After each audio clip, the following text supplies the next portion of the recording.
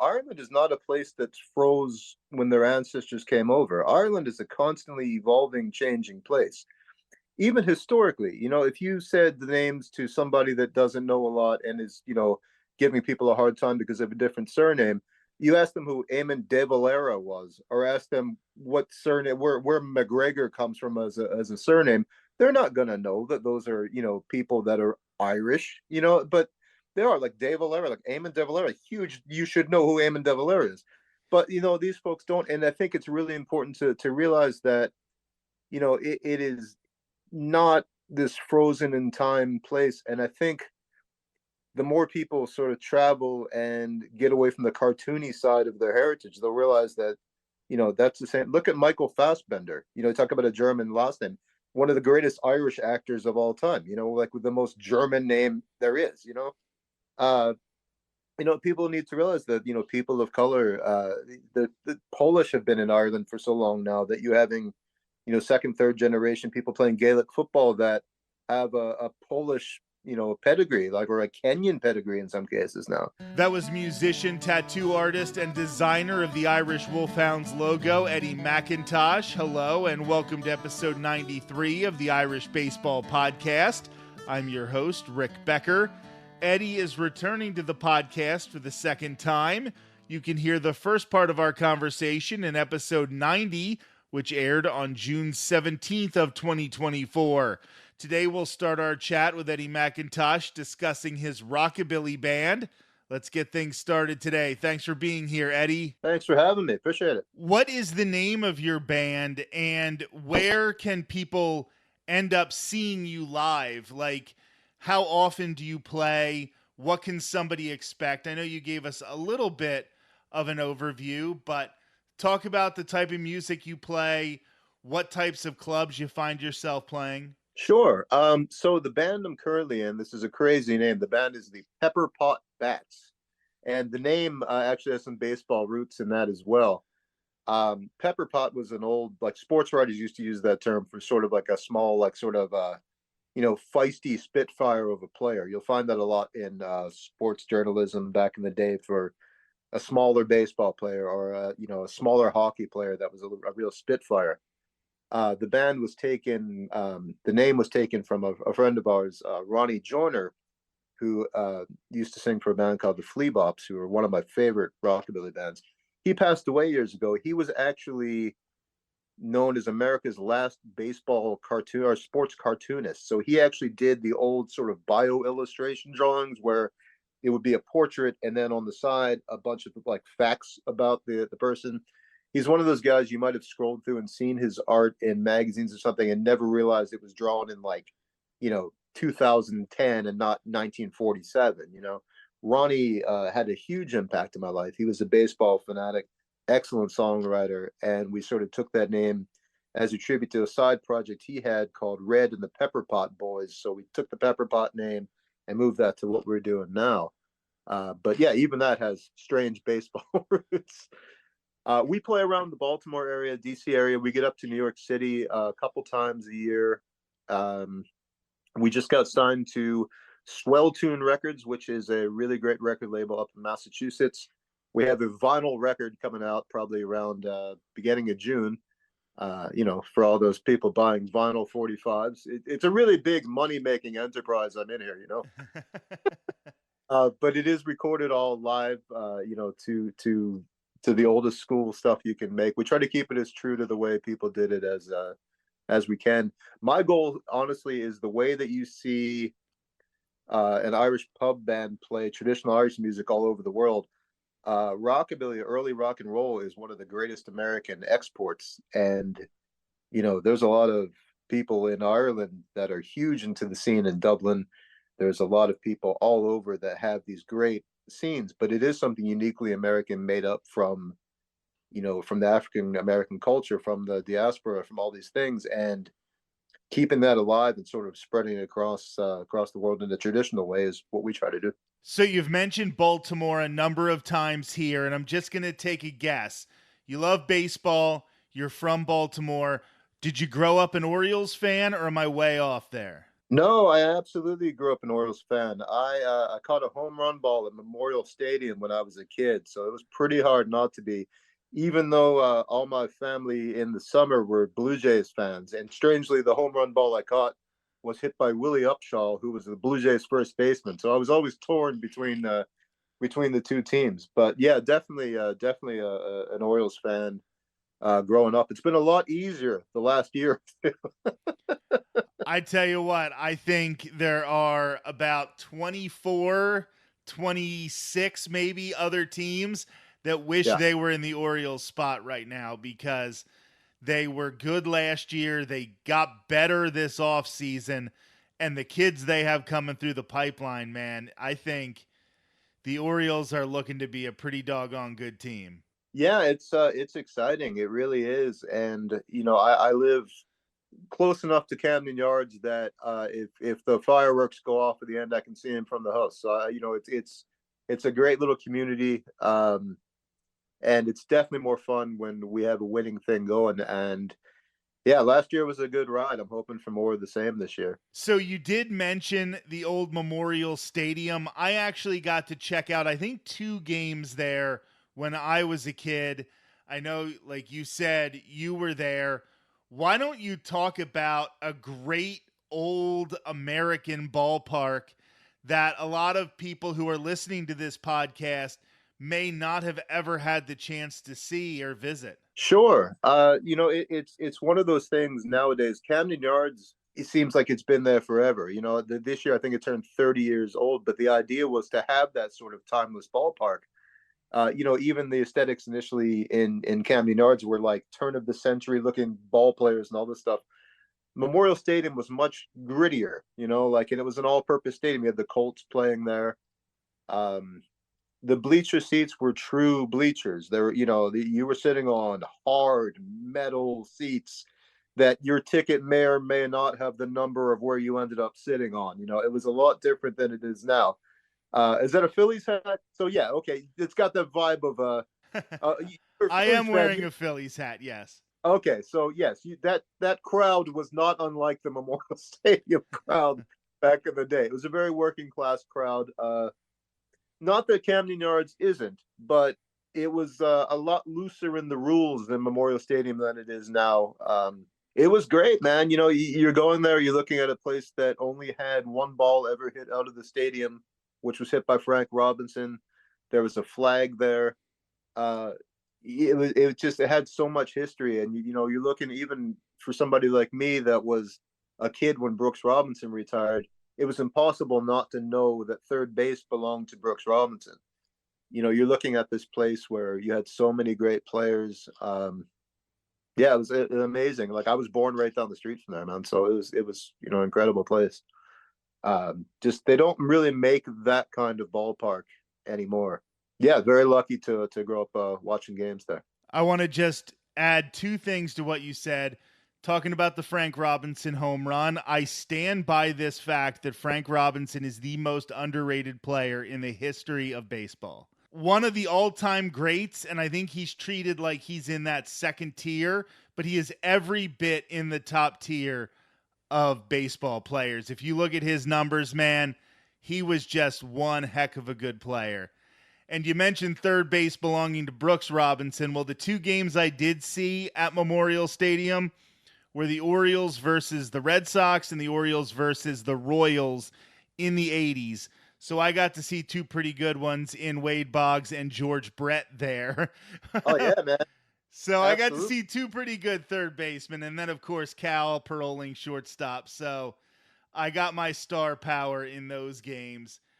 That is good. Moving over to the new one, I think Camden Yards shows up in almost everybody's top 5 ballparks if we're talking about current ballparks, Yeah. and how it started a revolution in how we design ballparks. It was very cookie cutter, it was multi purpose, like you said, stuff like the Vet in Philadelphia and Three River Stadium in Pittsburgh and RFK hosting Yeah. baseball in Washington. But then all of a sudden, Baltimore just brought everything back, kind of like how you're playing rockabilly music You're going back and playing older music, releasing vinyls. You're saying, hey, we've got a history to sort of celebrate. And Sure. Baltimore did that in spades with this ballpark. And how great is it to just anytime you feel like going, you pick up a ticket and you're in one of the best ballparks in the country. Yeah, it's amazing. I'm truly spoiled, and to be as close as we are too. Like I said, it's ridiculous. I can see fireworks if things go well. Um, I really honestly just can't explain how it is such an overlooked. You hear how great the ballpark is abroad, but it's taken for granted here around a bunch of younger folks that kind of don't know any other ballparks. That's why I'm glad you brought up Memorial Stadium. It's like you kind of don't appreciate what an amazing place Camden Yards is if you didn't know anything else except that. You can see pretty much every place you sit. You have the warehouse, which feels like it's been there since 1905 as part of a ballpark. You have all these things that seem so much older than they really are. I was lucky enough to get to go to the first game there before the first official major league game. I got to go to an exhibition game against the Mets, which was before opening day for with any real significance. So I got to sort of be one of the first people to see a game there, and I remember thinking like, man, this is something special. This feels like we've always been here, and it's great, man. It hasn't lost any charm at all. The name MacIntosh, you do have your Irish heritage. You have that Canadian background growing up in Nova Scotia, but you also have this Scottish background. And I think that to outsiders, they see a lot of similarities between the Irish background and the Scottish background, but I'm sure you can tell a lot of the differences and how you can sort of really be proud of both of these sides of your heritage.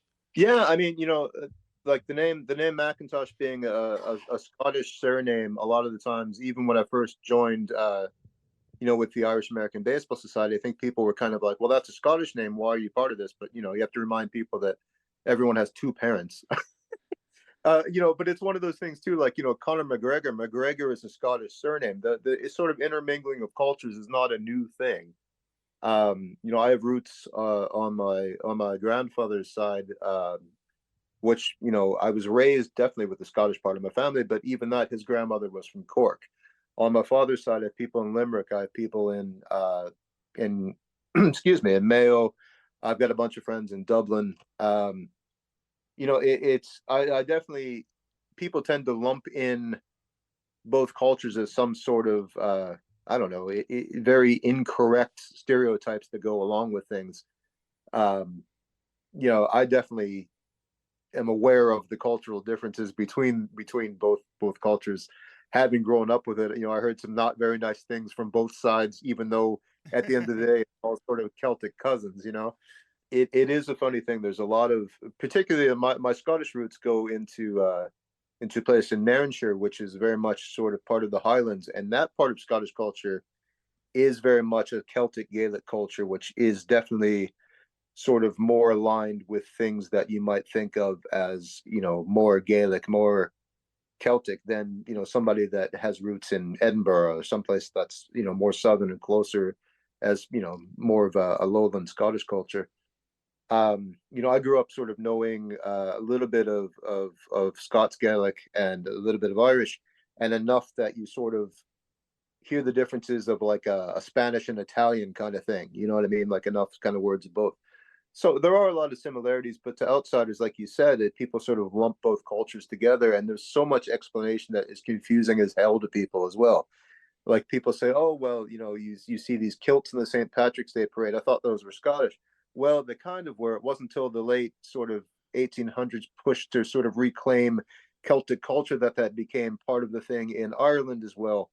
Then you try to explain that, and then you try to explain, my own heritage of being Scottish and Irish, but not Scots Irish, which is a whole other thing to try to explain to people what that is.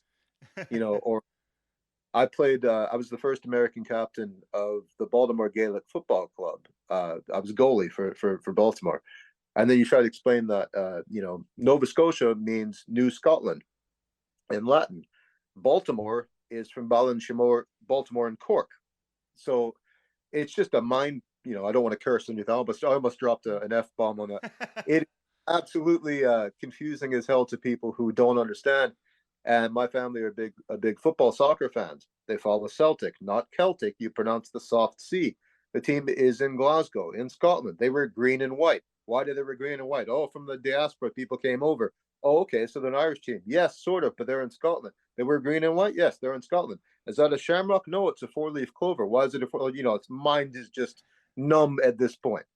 But yes, when I meet other people that have done, a little bit more research, it is giant relief. And I want to hug people versus trying to explain. I love people asking about both cultures. I really do. But man, it can be exhausting. And you talk about going by, your last name MacIntosh and having that Yeah, Scottish background, yeah, and people, looking at you may be funny when you're in the Irish American Baseball sure. Society and you're working in these areas. That was one of the reasons that John Fitzgerald, when we were creating this podcast, was like, no, I want you to use your real name. Don't, give an Irish last name. Don't give the name of your Irish family. He's like, because, Rick Becker, yeah, that's a German name, but we want to show that everybody belongs here. Like, if you're 50%, 75%, even 25% Irish, but you have a strong connection with that heritage, you belong here. If you love Sure. Ireland, if you love baseball. So I do see what you're saying. Like, I had this immediate thought, well, why don't I prove my Irishness? And John's like, no, that's not what this organization is about. This is about trying to spread the culture, spread more of this information to people who maybe don't feel like they have those quote unquote credentials. So I love that you have this Scottish name, but you're still in the organization creating the logo for the Irish Wolfhounds. That's really like at the core of what we're all about here. Yeah, man, it's definitely cool. And I think that people need to realize, a lot of American Irish need to realize that, Ireland is not a place that's froze when their ancestors came over. Ireland is a constantly evolving, changing place. Even historically, if you said the names to somebody that doesn't know a lot and is, giving people a hard time because of a different surname, you ask them who Eamon de Valera was, or ask them what surname, where McGregor comes from as a surname, they're not gonna know that those are, people that are Irish, but they are, like De Valera, like Eamon de Valera, huge. You should know who Eamon de Valera is, but these folks don't, and I think it's really important to realize that, it is not this frozen in time place. And I think the more people sort of travel and get away from the cartoony side of their heritage, they'll realize that, that's the same. Look at Michael Fassbender. Talk about a German last name. One of the greatest Irish actors of all time. Like with the most German name there is. People need to realize that people of color, the Polish have been in Ireland for so long now that you're having second, third generation people playing Gaelic football that have a Polish pedigree, like, or a Kenyan pedigree in some cases now. So I think that the love of Ireland trumps any of that kind of thing. And most Americans probably do have some Irishness in them, or at least are impacted in what I hope is a positive way. But yeah, I think it's really important to realize that it is an ever-changing community, just like anywhere else is. And what makes someone relate to Irish culture or feel pride in that is not necessarily just the surname they have. And anybody looking to learn more about Eamon de Valera can listen to our past episodes about Eamon de Valera and his trip through the United States, trying to gain support for the Irish Republic, where he had the biggest crowd in the history of Fenway Park until that time. And he also gave a speech at Wrigley Field in Chicago. So we have definitely covered Eamon de Valera on the show plenty of times. Eddie MacIntosh, this was a phenomenal conversation. I'm so happy that you were able to join us on the show. It took a couple times connecting back and forth, but we got it done here. Zoom didn't want to agree with us, but eventually we got the conversation completed. Thank you so much. It was great to have you on the show. Thank you for having me, brother. I'm your host, Rick Becker. Head to irishbaseball.org to hear all of the past shows of the Irish Baseball Podcast and catch a new episode every other Monday. This has been episode 93 of the Irish Baseball Podcast.